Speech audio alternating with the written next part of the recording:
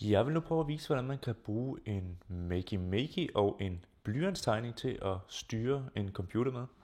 Og det man skal bruge er en Makey og en blyant og noget papir.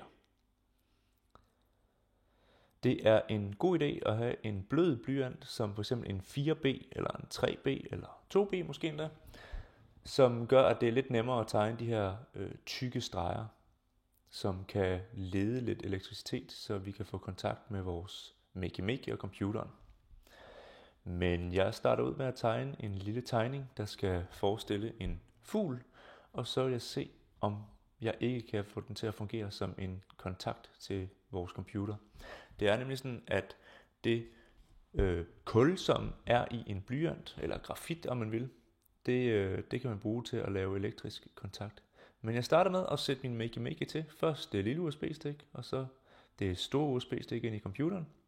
Og så er Makey'en tændt. Så sætter jeg først en jordforbindelse til Makey'en, så den kan mærke, når vi rører ved den. Og så sætter jeg en tastefunktion til, i det her tilfælde er det mellemrumstasten. Så vil jeg prøve at sætte den fast til vores tegning. Så tager jeg det lille krokodillenæb og sætter på. Og så kan vi prøve at lave en lille test. Hvis jeg holder fast i jordforbindelsen, samtidig med at jeg rører ved tegningen, så kan man se, at når jeg rører ved tegningen, så blinker det på Makey'en. Men inden vi sætter til, kunne jeg godt tænke mig at prøve at optage noget lyd med et program, som hedder Audacity, som vi så kan afspille med vores tegning. Og det gør man ved at trykke på record-knappen, og så indtale den tekst, man har lyst til. Det kunne være: Jeg har fugle i mit hoved. De siger hverken pip eller kuk. Så trykker man på stop-knappen, når man er færdig.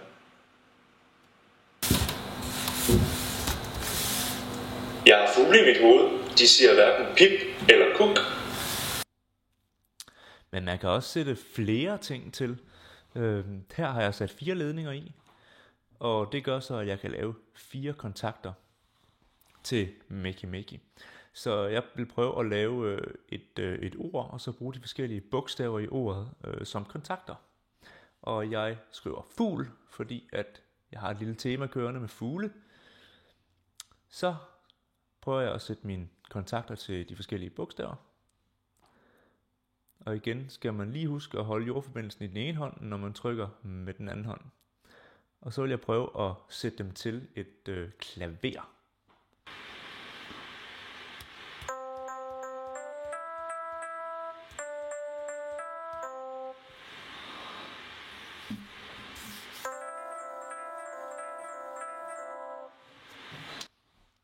Når man så er færdig med sin Makey, så er det bare at pille USB-stikken ud igen, tage krokodillenæbene af, og så er den klar til at blive brugt igen.